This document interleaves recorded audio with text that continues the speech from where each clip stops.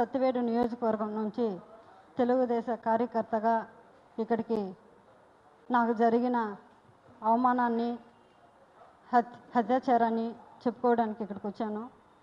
సత్తివేడు నియోజకవర్గం కోనేటి ఆదిమూలం ఎమ్మెల్యే గారు నేను ఆయనతో ద్వారా క్యాన్వాస్ చేయడం జరిగినప్పుడు నా మొబైల్ నెంబర్ తీసుకొని నా మొబైల్ నెంబర్ ద్వారా నాకు పదే కాల్ చేసేవాడు. కాల్ చేయడమే కాకుండా వాట్సాప్ కాల్స్ కూడా చేసేవాడు.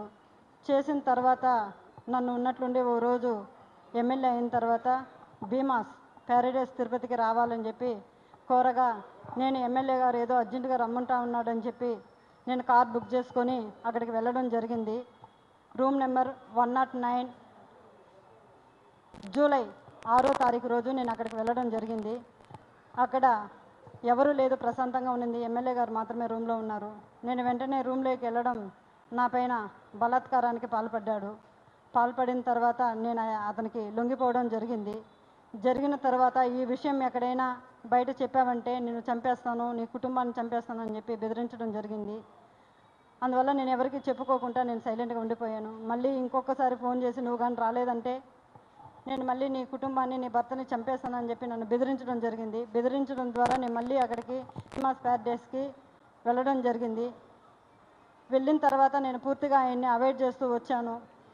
నేను అవాయిడ్ చేశానని తెలుసుకున్న అతను నాకు పదే సైకోలాగా నిమిషానికి ఒకసారి ఫోన్ చేయడం జరిగింది.